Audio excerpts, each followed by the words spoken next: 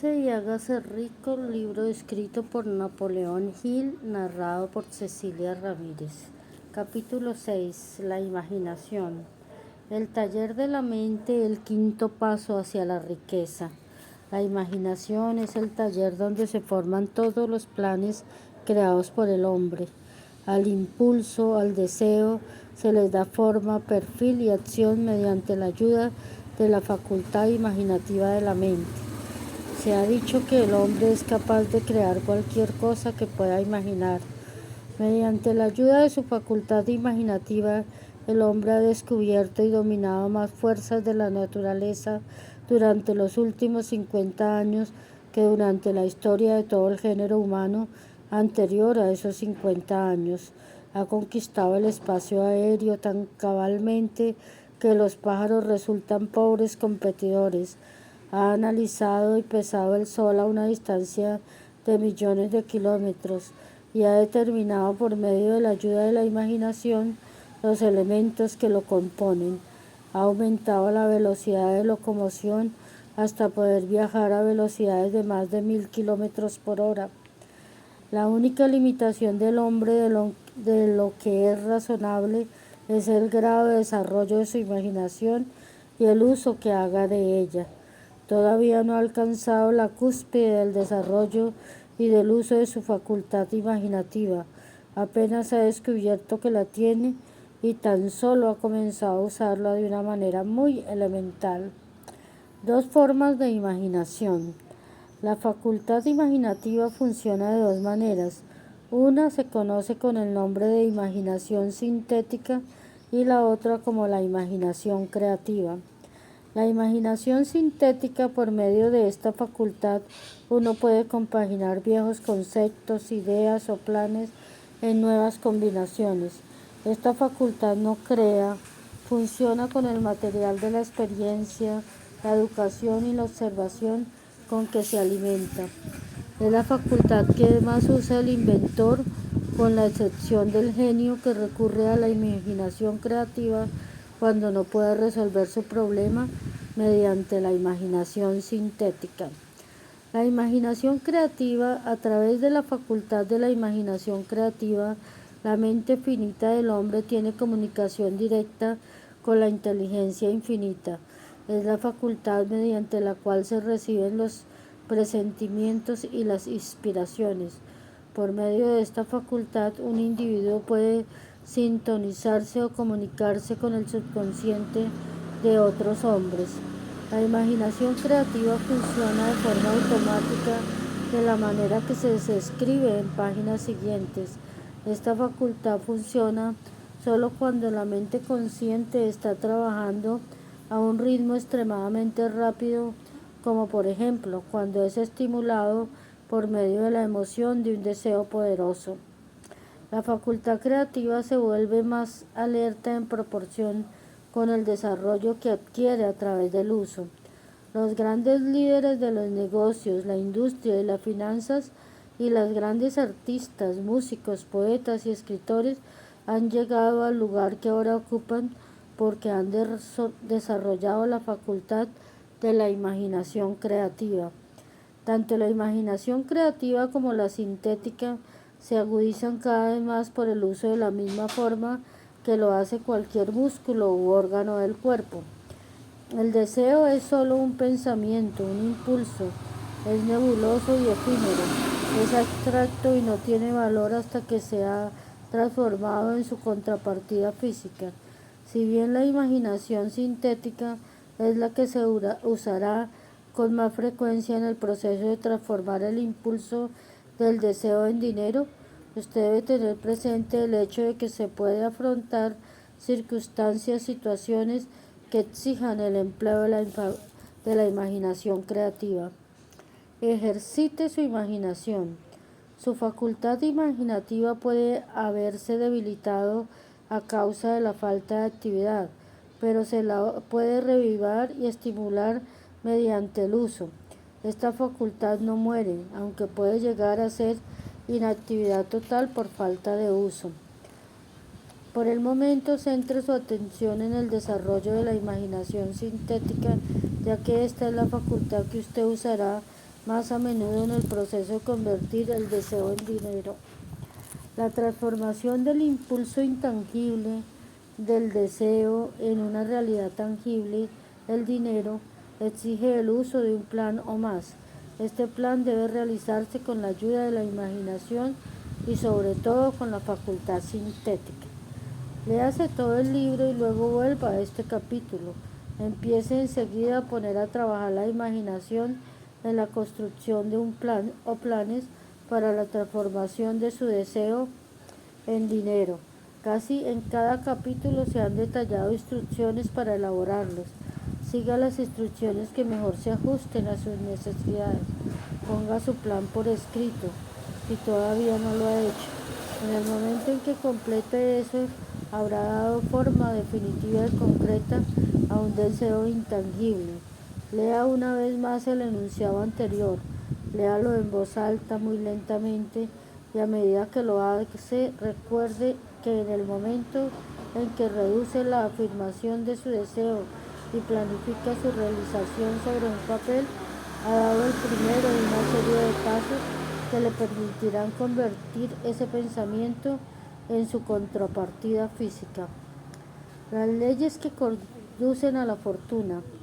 La tierra sobre la que usted vive y todas las otras cosas materiales son el resultado de los cambios de la evolución mediante los cuales las partículas microscópicas de materia se han organizado y acomodado de una manera ordenada.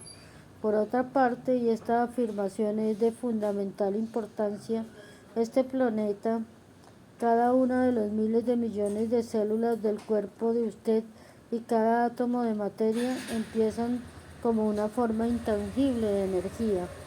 El deseo es el impulso del pensamiento. Los impulsos del pensamiento son formas de la energía.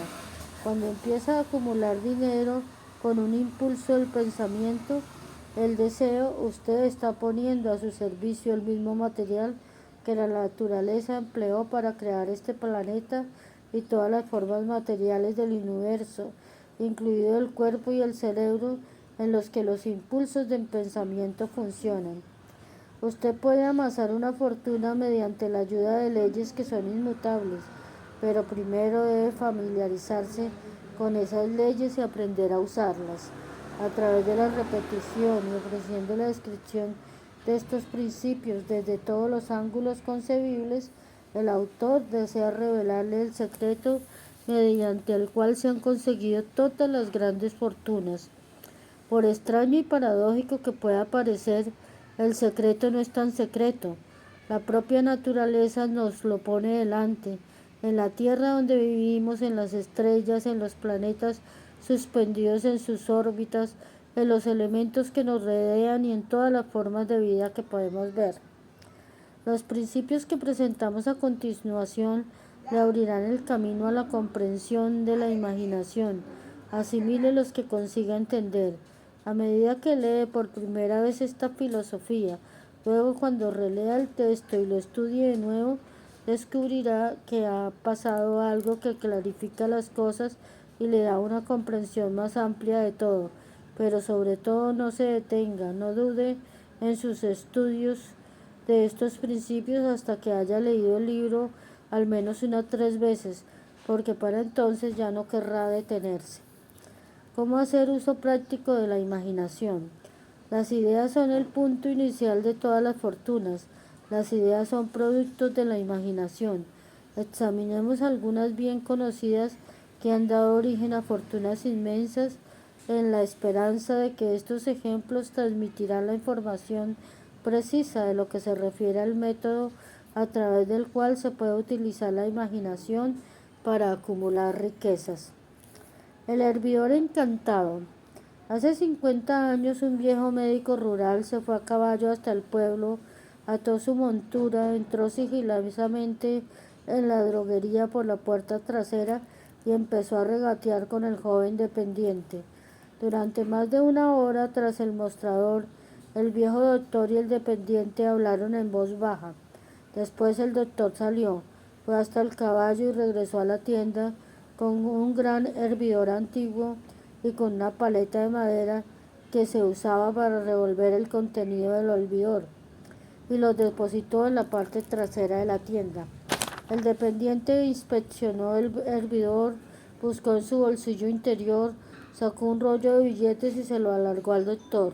El rollo contenía $500, todos los ahorros del dependiente. El doctor le dio un trocito de papel en el que aparecía escrita la fórmula secreta. Las palabras de aquel trozo de papel bien valían el rescate de un rey, pero no para el doctor. Estas palabras mágicas eran necesarias para que el hervidor empezara a hervir, pero ni el doctor ni el joven dependiente sabían qué fortunas fabulosas estaban destinadas a brotar de aquel hervidor. El viejo médico estaba contento de vender esos objetos por $500. El dependiente se arriesgaba mucho apostando todos sus ahorros a un trocito de papel y a un hervidor viejo. Nunca había soñado que su invención comenzaría con un hervidor que rebosaría de oro y que un día sobrepasaría el milagroso fenómeno de la lámpara de Aladino. Lo que el dependiente había comprado en realidad era una idea. El viejo hervidor y la cuchara de madera y el mensaje secreto escrito en el trocito de papel eran cosas incidentales. Las curiosas cualidades de aquel hervidor empezaron a manifestarse después de que su nuevo propietario mezclara según las instrucciones secretas un ingrediente sobre el cual el doctor no sabía nada. Traté de descubrir qué fue lo que el joven añadió al mensaje secreto que hizo que el hervidor rebosara de oro. Esta es una historia de hechos más extraños que la ficción, de hechos que se inician en la forma de una idea. Echemos una ojeada a las vastas fortunas que esta idea ha producido. Ha rendido y sigue rindiendo fortunas inmensas a hombres y mujeres de todo el mundo que se ocupan de distribuir el contenido del hervidor a millones de personas. El viejo hervidor es ahora uno de los más grandes consumidores de azúcar, garantizándole empleo de naturaleza permanente a miles de hombres y mujeres que se ocupan de cultivar la caña de azúcar y de redefinir y comercializar el azúcar. El viejo hervidor consume anualmente millones de botellas, proporcionando trabajo a un enorme número de trabajadores del vidrio. Da empleo a un ejército de dependientes, taquígrafos, escritores y expertos en publicidad en toda la nación. Ha obtenido fama y fortuna para muchísimos artistas que han creado cuadros magníficos que describen el producto.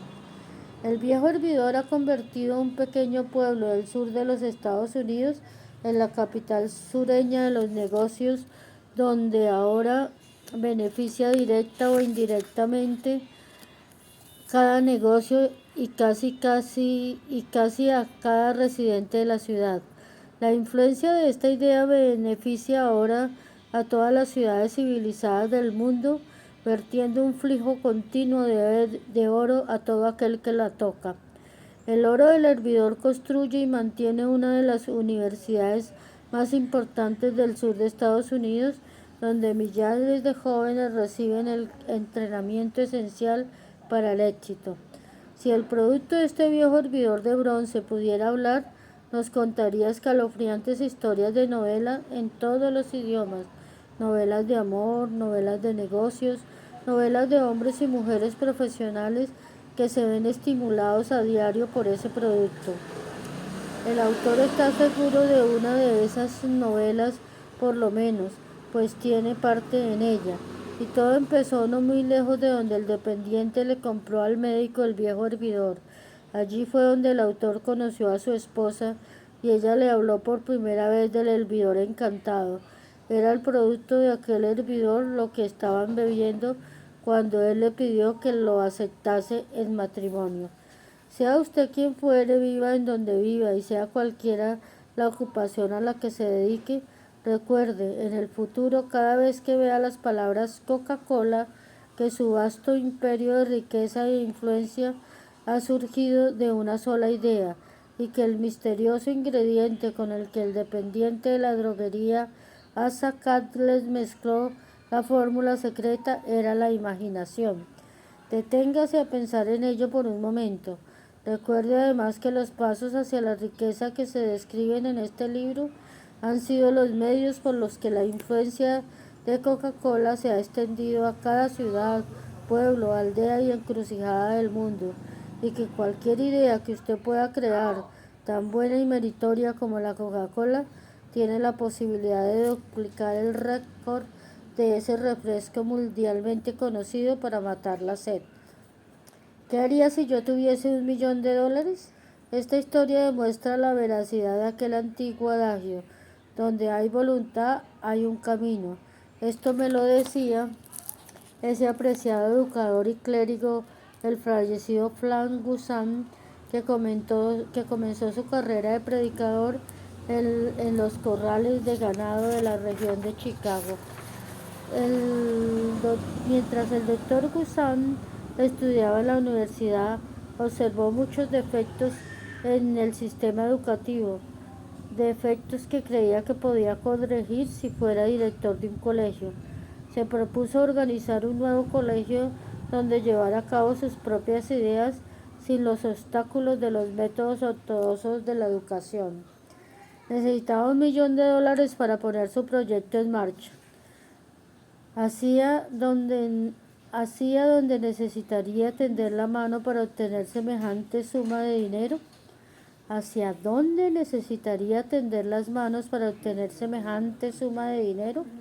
Esa era la pregunta que absorbió la mayor parte de las reflexiones de ese joven y ambicioso predicador, pero no parecía que consiguiese progreso alguno. Todas las noches se acostaba pensando en lo mismo y al día siguiente se levantaba con la misma idea. Siguió dándole vueltas hasta que se convirtió en una obsesión. Al ser un filósofo, además de un predicador, el doctor Gussan reconocía, tal como todos aquellos que tienen éxito en la vida, que un propósito definido es el punto inicial de donde se ha de comenzar. Reconocía además que esa definición del propósito adquiere animación, vida y poder cuando está respaldada por un deseo ardiente de traducir ese propósito en su equivalente material. Él conocía todas esas grandes verdades y sin embargo no sabía dónde ni cómo encontrar $1.000.000. El procedimiento natural hubiera sido ceder y olvidarse del asunto diciendo: mi idea es buena, pero no puedo hacer nada con ella porque nunca podré procurar el $1.000.000 que necesito para ejecutarla. Eso es exactamente lo que la mayoría de la gente hubiese dicho, pero no es lo que el doctor Gussan dijo. Lo que dijo e hizo son cosas tan importantes que ahora se lo presento al lector para que él mismo sea quien lo explique. Un sábado por la mañana me senté en mi habitación pensando maneras de conseguir el dinero necesario para llevar a cabo mis planes. Durante casi 2 años había estado pensando, pero no había hecho otra cosa que pensar. Había llegado el momento de la acción. En aquel momento decidí que reuniría ese $1.000.000 en el plazo de una semana. ¿Cómo? Eso no me preocupaba. Lo más importante era la decisión de conseguirlo en un plazo determinado. Y quiero destacar que en el instante en que alcancé esa decisión, una extraña sensación de seguridad se apoderó de mí de una manera que jamás había experimentado. Algo en mi interior parecía decir: ¿por qué no has tomado esa decisión antes? Ese dinero te ha estado esperando todo el tiempo.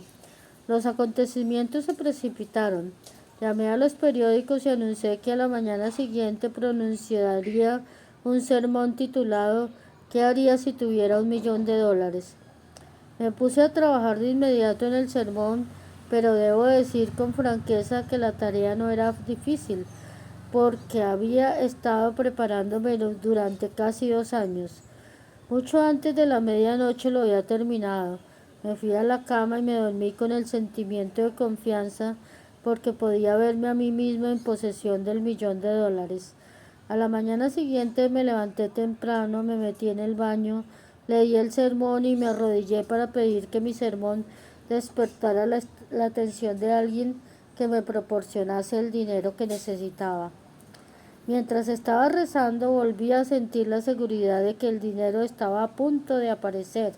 En mi excitación salí sin el sermón y no descubrí mi descuido hasta que estuve en el púlpito dispuesto a leerlo. Era demasiado tarde para volver por mis notas y fue una suerte que no pudiese hacerlo.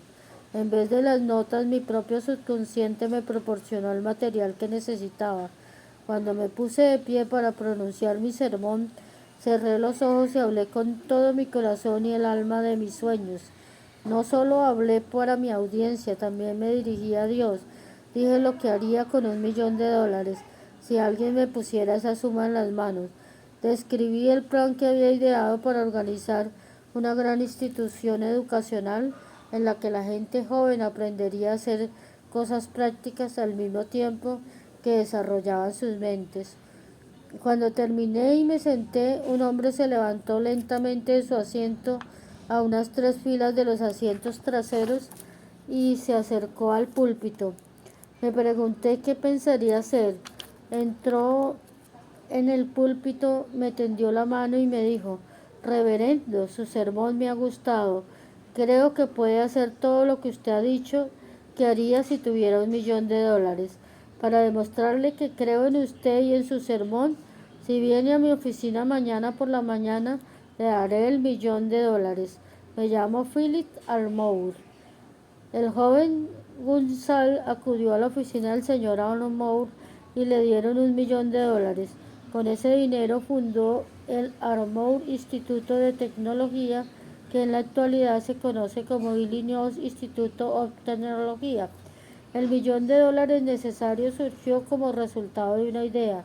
Detrás de esa idea estaba el deseo que el joven Gansul había obligado en su interior durante casi 2 años. Observe este importante hecho. Consiguió el dinero al cabo de 36 horas de haber alcanzado la decisión definitiva de obtenerlo y de decidir un plan definido para ello. No había nada nuevo ni peculiar en la vaga idea del joven Gansaul en lo que se refería al $1.000.000 y en sus débiles deseos de conseguirlo. Otros antes que él y muchos más desde entonces han tenido pensamientos similares, pero hubo algo muy especial y diferente en cuanto a la decisión que alcanzó aquel sábado memorable, cuando dejó de lado toda indecisión y se dijo convencido: conseguiré ese dinero en el plazo de una semana. Además, el principio por el cual el doctor Gansaul obtuvo el $1.000.000 todavía tiene vigencia, está a su disposición. La ley universal funciona hoy con tanta eficacia como cuando el joven predicador la empleó de manera tan exitosa. ¿Cómo transmutar ideas en dinero? Observe que Asa Candler y el doctor Frank Gansaul tenían una característica en común. Ambos conocían la sorprendente verdad de que las ideas se pueden transmutar en dinero por medio del poder de un propósito definido y de unos planes concretos. Si usted es de los que creen que el trabajo duro y la honradez por sí solos le proporcionarán riqueza, está muy equivocado. La riqueza, cuando aparece en grandes cantidades, nunca es solo resultado del trabajo duro. Cuando aparece la riqueza es el resultado de exigencias definidas, basadas en la aplicación de planes definidos, y nunca se debe ni a la suerte ni al azar. La idea es un impulso del pensamiento que incita a la acción por medio de un llamamiento a la imaginación. Todos los vendedores expertos saben que cuando las mercaderías no se pueden vender, las ideas sí. Los vendedores ordinarios lo ignoran y precisamente por eso son ordinarios. Un editor de libros barato hizo un descubrimiento de gran valor para todos los editores en general. Aprendió que mucha gente compra el título y no el contenido de los libros. Por el solo hecho de cambiar el título a un libro que no se vendía, sus ventas aumentaron en más de 1.000.000 de ejemplares.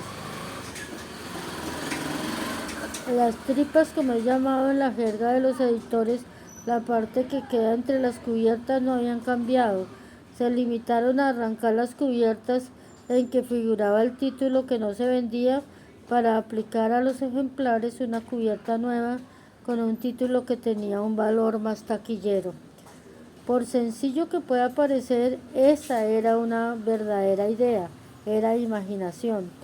No existe un precio estándar para las ideas. El creador de ideas pone su propio precio y si es listo logra imponerlo. La historia de casi cada fortuna comienza el día en que el creador y el vendedor de ideas se conocen y empiezan a trabajar en armonía. Carnegie se rodeó de hombres capaces de todo lo que él no podía hacer, hombres que creaban ideas y hombres que ponían esas ideas en práctica, y tanto él como los demás llegaron a ser fabulosamente ricos.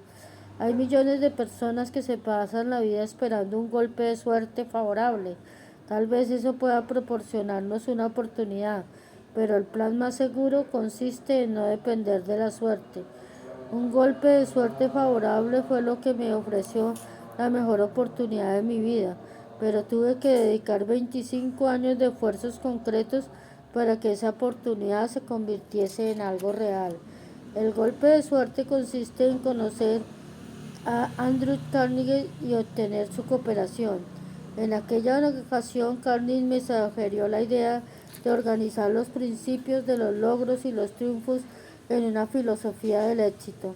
Miles de personas han aprovechado los descubrimientos que se han hecho durante estos últimos 25 años de investigación y se han acumulado varias fortunas mediante la aplicación de esta filosofía.